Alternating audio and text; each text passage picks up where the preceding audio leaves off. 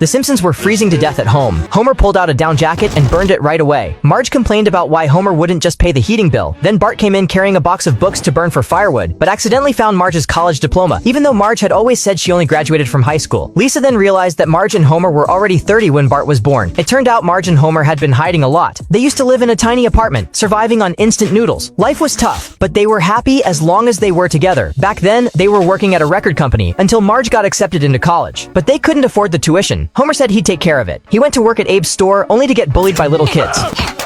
Meanwhile, Marge started living her dream college life, but soon, a professor set his sights on her. Marge wanted to introduce him to Homer, but that only made Homer worried. Right then, a guy from the gas company came to fix their thermostat. As time went on, Marge and the professor grew closer, while her relationship with Homer grew distant. She even started treating Homer like he was the professor. The professor began turning Marge against Homer. Homer was furious, and Marge began to waver. Homer decided to vent his anger at the school through rock music. But Marge couldn't accept that version of him, and she ended up cheating on him for real. The two decided to go their separate ways. Moe still ran his cigar bar, and Marge started dating her coach. Heartbroken, Homer threw himself into music. Marge, on the other hand, kissed the professor. Homer eventually became a famous rock star. Then the professor told Marge he had no intention of marrying her. That made Marge furious, and she left him.